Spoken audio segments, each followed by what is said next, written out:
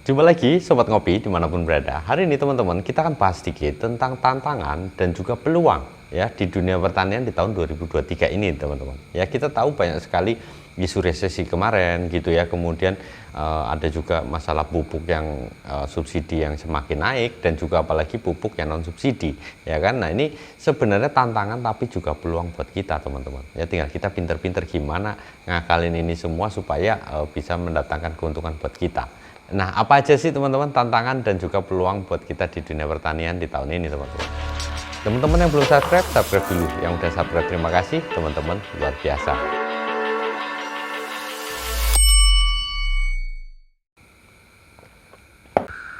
Oke teman-teman ya, jadi kita bahas sedikit teman-teman tentang peluang dan juga tantangan dunia pertanian di tahun 2023 ini teman-teman.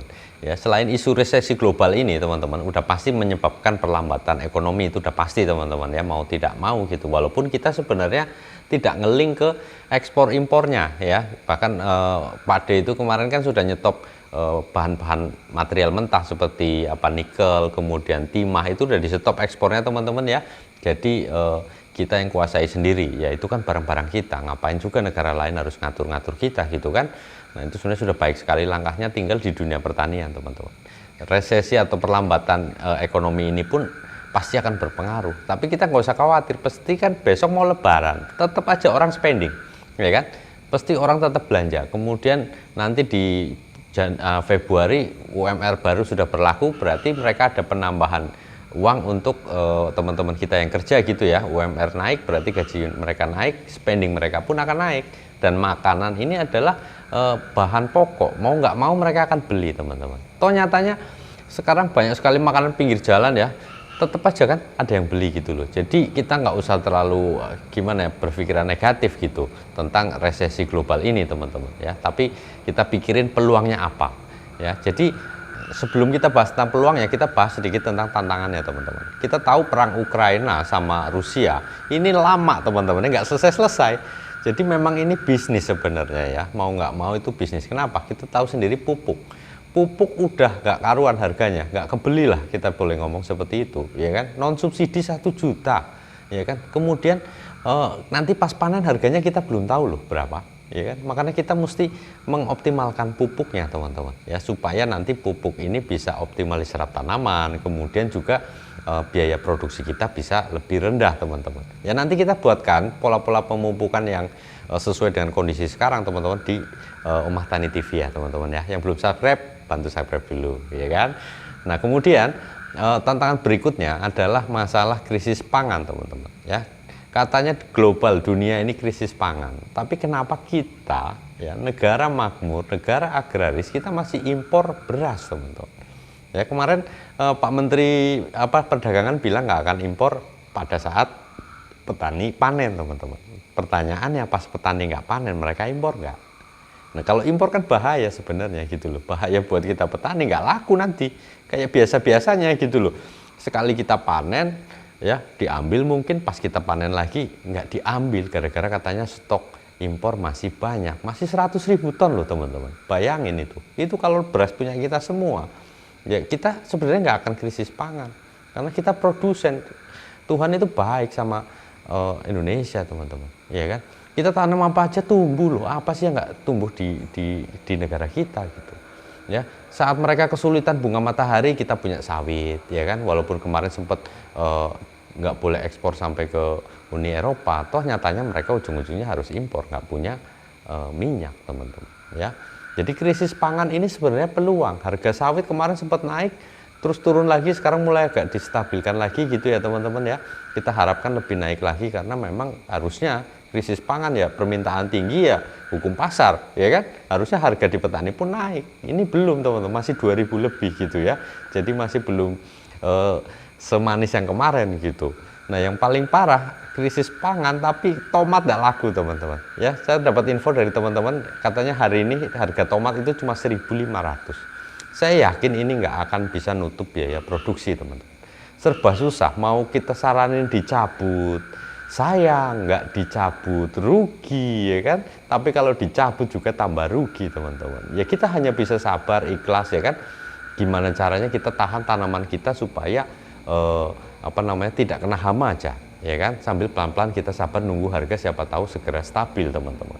Itu yang bisa kita lakukan gitu ya. Nah, selain itu teman-teman, selain krisis pangan, ada lagi ya yang membuat kita agak kerepotan adalah krisis iklim. Ya, sekarang isu pemanasan global dan juga perubahan iklim ini jadi kendala, memang nyata, ini bukan isu lagi gitu.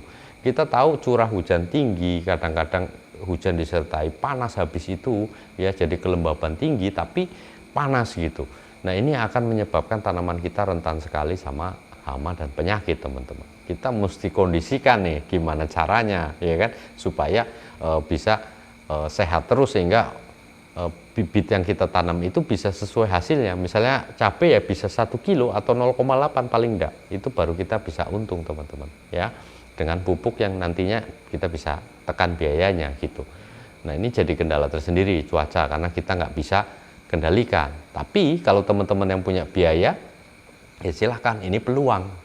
Peluangnya apa? Kita bikin greenhouse besar-besar, ya kan? Skala produksi yang besar sehingga tanaman kita aman dari cuaca. Kita bisa kontrol dari pupuk, dari suhunya gitu ya.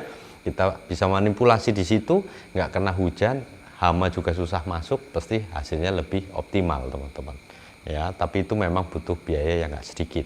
Ya, kemudian yang berikutnya selain iklim adalah krisis petani teman-teman. Ya, kita ini sudah kehilangan generasi petani muda. Ya, walaupun pemerintah bikin program bangga jadi petani gitu ya. Tapi kenapa ya? Anak muda kita tuh seneng petani, lihat tanaman hijau-hijau seger-seger mau panen tuh seneng. Begitu panen susah jual, ya nggak laku. Nah, terus gimana kita punya generasi baru di pertanian teman-teman? Nah, ini sebenarnya krisis tapi juga peluang buat kita loh ya. Jadi kembali lagi ya, ini harus kita pakai revolusi industri teman-teman ya, yang digalakan pemerintah, di mana kita harus mulai memikirkan gimana caranya kita bertani itu, karena tenaga kerja di pertanian ini sekarang semakin sedikit ya, pakai teknologi teman-teman. Misalnya apa? Ya, traktor sekarang kan sudah disediakan pemerintah, ada banyak bantuan traktor, saya juga kadang menikmati teman-teman ya. Kemudian yang perlu lagi adalah alat penggiling beras teman-teman, jadi panen langsung giling ya, itu akan sangat menghemat biaya dan waktu teman-teman. Memang kita sewanya kayak mahal gitu ya, tapi kalau kita hitung lagi itu lebih irit teman-teman ya, lebih irit kita menggunakan mesin. Tinggal sekarang kendalanya adalah Bulog. Bisa nggak Bulog nampung beras kita dengan harga wajar teman-teman? Kita petani ini nggak pernah loh minta harga tinggi, yaitu kalau ada harga tinggi kejutan tiba-tiba itu ya kita bersyukur aja, seneng-seneng aja ya. Tapi yang ada seringnya harga murah dan tidak laku. Ya, banyak sekali teman-teman padi itu kadang udah panen bagus-bagus ya, keluar 7 ton gitu, udah 8 ton, udah seneng ya. Sekali mau jual, kata pengepulnya nanti dululah, harganya masih murah, nggak enak ngasih harganya katanya gitu. Harusnya Bulog ini tugasnya lah, gimana caranya serap semua ya kan. Nah, atau mungkin anak-anak muda mau mulai jajaki pasar Eropa teman-teman ya, kita bisa ekspor beras, biasain tuh orang Eropa makan beras kayak kita, kalau belum makan nasi belum makan. Jadi karena apa? Suplai dari Ukraina Rusia itu masalah gandum ya kan, itu kan terhambat juga ya. Kita kasih bantuan aja dulu harusnya kalau pemerintah gitu loh, supaya nantinya beras-beras kita ini bisa keserap dan juga akhirnya bisa ekspor ya. Biasain lah. Di Jerman aja teman-teman ya, teman saya itu ada yang di sana, dia itu KFC dulu tuh nggak ada nasinya, sekarang di Jerman KFC ada nasinya teman-teman ya. Itu kan baik sekali sebenarnya gitu loh. Coba kalau semua KFC di Amerika itu pakai beras juga, pakai nasi ya kan, bayangin berapa banyak serapannya gitu loh. Ini peluang buat pebisnis ya, buat teman-teman anak-anak muda yang mau bikin startup, ini ide bagus sebenarnya ya. Tapi kalau saya nggak nyampe pikiran nyampe ke sana teman-teman ya. Tapi kalau cuma berbagi pemikiran, inspirasi gitu, mungkin kita bisa lah sharing-sharing ya kan. Nah, yang berikutnya adalah inovasi teman-teman. Di dunia pertanian kita butuh sekali inovasi, mulai dari efektivitas pemupukan ya, kemudian gimana optimalisasi dari tenaga kerja di pertanian ya. Mungkin dengan alat-alat berat itu membantu, jadi harus ada pelatihan operator alat berat itu sendiri ya kan. Kemudian yang paling penting adalah anak-anak muda sekarang yang jurusan biologi, kimia gitu ya, itu gimana ciptain bibit yang sesuai dengan kondisi sekarang. Ini peluang untuk bikin pembibitan, bisa jual ya kan. Sekarang kita jual bisa di marketplace ya kan, kita bisa jual di Facebook juga gitu ya. Coba teman-teman yang muda-muda ini mulai lo mikirin gimana caranya bikin cabai yang disukai pasar, ya, yang produktivitasnya tinggi, yang tahan cuaca, karena iklim tadi itu teman-teman. Ya ini peluang yang sangat baik, karena bibit itu kan kita 1 hektar itu bisa dapat berapa ratus ribu bibit teman-teman, ya kan, dalam kemasan saset gitu. Dan itu bisnis yang sangat menguntungkan buat teman-teman yang mau mulai bisnis bibit teman-teman, karena bisnis bibit nggak pernah rugi, ya kan. Beda 1 kilo kita kalau jual cabai rawit di sini itu paling murah ya anggap 50.000, ya kan. Tapi kalau bibit 1 kilo, 1 saset itu 100.000, cuma 10 gram. Jadi dalam 1 kilo itu bisa 100 saset teman-teman. Kali aja 100.000, berapa udah gitu ya. Nah ini peluang yang sangat baik, mudah-mudahan anak-anak muda mulai berpikir ke dunia pertanian, karena pertanian ini masa depan teman-teman. Ya, siapa yang nggak makan, tinggal gimana ini nanti tata kelolanya di pemerintah. Tapi bisalah kita nyempil-nyempil dikit bisnis-bisnis yang bisa tetap kita kerjakan. Ya, saya kira itu teman-teman ya, pandangan saya tentang 2023 di dunia pertanian kita. Nah, menurut teman-teman, apa sih harapan teman-teman di tahun 2023 ini? Silahkan tulis di komen teman-teman ya, kita sharing-sharing. Terima kasih sudah menonton teman-teman. Tetap tenang, jaga mood, Gusti berkahi.